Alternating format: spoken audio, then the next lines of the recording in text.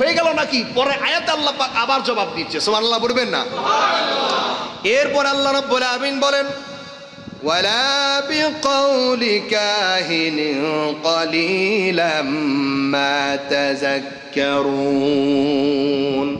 মহান রব্বুল আলামিন বলে ওয়ালা বিকাউলি কাহিন, আমার রাসূল কোনো কাহিল না, গণক নয়। আমার রাসূল কাহিল নয়, গণক নয়। আল্লাহ বলেন কলিলাম মা তাযাক্কারুন, অল্প কিছু মানুষ এতে অনুধাবন করবে, বুঝতে পারবে, সবাই বুঝতে পারবে না। আল্লাহ কবি না এটা বলে দিলেন, বললেন সবাই মানবে না। আবার আল্লাহ বললেন আমার রাসূল গণক না, আবার বললেন এটা সবাই বুঝবে না। মানে ঈমান আনবে না কেন? আল্লাহ এত সুন্দর করে আয়াতে কারিমা নাজিল করলেন, ওমর শোনা মাত্রই তার কলিজার ভিতরে দিল পরিবর্তন হয়ে গেল। তাহলে চিন্তা করলে এটা কি? মুহাম্মদ এটা কি পড়ছে? আমি তো বুঝতে পারছি না। আল্লাহ পাক জবাব দিচ্ছে কি? তানসিলুম মির রাব্বিল আলামিন, এটা মহান রব্বুল আলামিনের পক্ষ থেকে নাজিল হয়েছে আমার নবীর উপর মহাগ্রন্থ আল কোরআন। এটা মহাগ্রন্থ আল কোরআন আমার আল্লাহ নবীর উপর নাজিল করেছে। ওমর রাদিয়াল্লাহু তাআলা যে ঈমান এনেছে অনেকগুলি কারণের ভিতরে এটাও একটা। কোরআনের মুজিজা তার কলিজায়, কোরআনের বাণী তার কলিজায় অন্তরে লেগে গিয়েছে, সুবহানাল্লাহ। আরো কয়েকটি কারণ আছে, আমরা সেই দিকে বলবো না, শুধু এই কথা বলে শেষ করে দিব। ওলীদ বিন মুগীরা কোরআন কারীম বুঝার পরে বলছেন না এটা মিথ্যা কথা, এটা সাহরুম মুবিন, এটা প্রকাশ্য জাদু। এই কথা নবীর দিলে এত কষ্ট হলো, নবী উপর আল্লাহ সংবাদ দিলেন। আল্লাহ সূরা কলামের 9টা আয়াত নাজিল করলেন। সর্বশেষ বললেন যে আল্লাহ রাব্বুল আলামিন বলছেন যে এই যে ওলীদ বিন মুগীরা এটা হলো অবৈধ সন্তান, একটা জারক সন্তান, নাউজুবিল্লাহ পড়েন।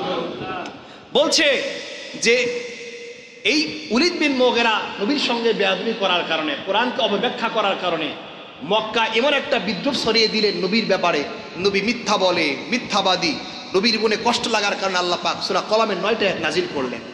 নাজিল করে মহান আল্লাহ রাব্বুল আলামিন তামাম পৃথিবীর মানুষকে জানিয়ে দিলেন যে শোনো, আমার নবী মিথ্যা বলে না, বানিয়ে কথা বলে না, এটা আল্লাহর বাণী। আল্লাহ পাক সূরা কলামের আয়াত নাজিল করে বললেন নবী আপনি বলে দেন এই ওলীদ বিন মুগীরা জারক সন্তান। নাউজুবিল্লাহ পড়বেন না? সে কথা আল্লাহ রাব্বুল আলামিন বলেন উতিল্লিম বাদা যালিকা জানিম। আল্লাহ রাব্বুল আলামিন সূরা কলামের শেষ আয়াতে কথা বলেন যে এই ওলীদ বিন মুগীরা হলো জারক সন্তান।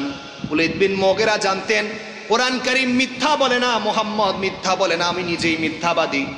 কোরআনে যে আমি যে জারক সন্তানে কথা এসেছে, তাফসিরে আসছে ওলীদ বিন মুগীরা এক বাক্যে বিশ্বাস করেছেন কোরআনে কারীম, এক দৌড় মেরে মায়ের কাছে পৌঁছে গিয়েছে।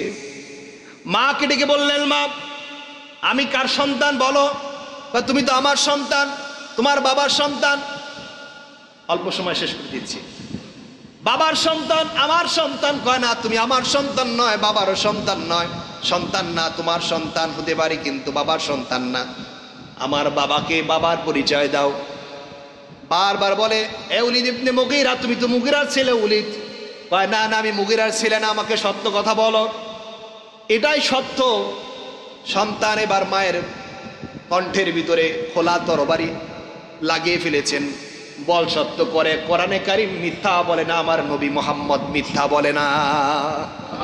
কোরআনে কারীমে নাজিল হয়েছে আমার ব্যাপারে, এটা মিথ্যা হতে পারে না, তুমি মিথ্যা হতে পারো, বলো। কণ্ঠের ভিতরে তরোয়াল সেট করে ফেলেছে।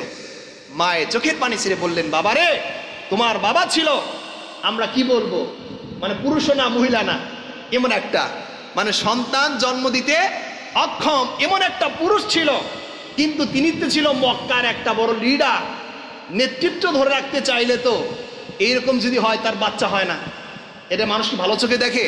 যদি বলেন ভালো চোখে দেখে, তার লিডার কেউ মানবে? তুমি তো সন্তান জন্মই দিতে পারো না, আবার লিডার হও কেমনে? মা ডেকে বললেন তোমার বাবা এমন যে সন্তান জন্ম দিতে অক্ষম, এখন তোমার বাবার নেতৃত্বকে ধরে রাখার জন্য আমি একজন গোলামের সঙ্গে জেনা করেছিলাম, সেই গোলামের সন্তান তুমি ওলীদ। নাউজুবিল্লাহ বলবেন না? ওলীদ চোখের পানি ছেড়ে দিলেন যে মহান রব্বুল আলামিন কোরআন কারীমে আমার ব্যাপারে যে বললেন আমি নাকি জারক সন্তান। আল্লাহ পাক বলে এই যে কোরআন কারীম, এই কোরআন কারীমের পক্ষে যারা কাজ করেছে, কোরআনকে যারা বেশি বেশি তেলাওয়াত করেছে, কোরআন কারীমকে জীবন দিয়ে লালন করেছে, আল্লাহ পাক দুনিয়াতে তাদের সম্মান বাড়িয়ে দিয়েছেন। আর যারা কোরআন কারীমকে তেলাওয়াত করে নাই, কোরআন কারীমের সঙ্গে সম্পর্ক রাখে নাই, তাদের সম্মান দুনিয়ায় নাই, আখেরাতে নাই। তবে যারা দুনিয়াতে দেখবেন কোরআনকে বেশি তেলাওয়াত করে, তেলাওয়াত করতে পারে না কিন্তু কোরআনকে মহব্বত করে কলিজা দিয়ে, এই সকল বান্দাকে মহান রব্বুল আলামিন কিয়ামতের মাঠে কোরআনের বিনিময়ে আমার আল্লাহ তাদেরকে জান্নাত দিয়ে দিবে। এর জন্য কোরআনে কারীমের ফজিলত আছে কিনা জুড়ে বলেন। ভাই আমরা তেলাওয়াত পারি না, ইমাম সাহেবের কাছে বসে দুইটা সূরা তেলাওয়াত করি না, সূরা ইখলাস এবং সূরা আপনার ফিল, যেটা আমরা পারি বসে বসে তেলাওয়াত করি। ইমাম সাহেবের কাছে আমরা আসি, বসি, এই তেলাওয়াতগুলো শিখে আমরা কোরআনে কারীমের প্রতি একটু আগ্রহ হই। কারণ রমাদান মাস, এই মাসে আপনি একটি আয়াত অক্ষর তেলাওয়াত করলে যেমন 10 নেকি পাচ্ছেন, এই মাসের ব্যাপারটা ভিন্ন। আল্লাহ যত চাইবে, আল্লাহ বান্দাকে মাফ করে দেওয়ার জন্য যা ইচ্ছা আমার আল্লাহ তাই দিয়ে আমার আপনাকে জান্নাত দান করবে। আল্লাহু আকবার বলেন।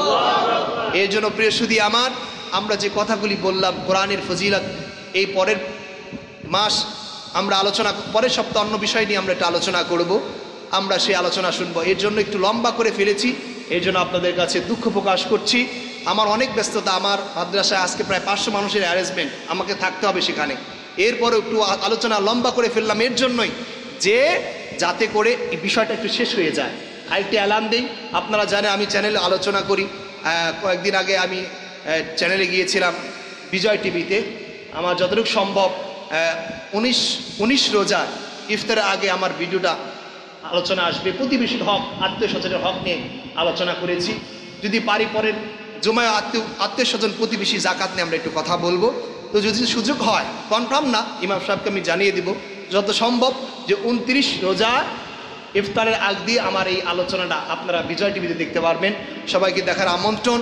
আর বেশি বেশি করে দান সদকা করবেন, বেশি বেশি করে কোরআন কারীম তেলাওয়াত করবেন। বেশি সময় নেওয়ার জন্য দুঃখ প্রকাশ করছি। আসসালামু আলাইকুম ওয়া রাহমাতুল্লাহি ওয়া বারাকাতুহু।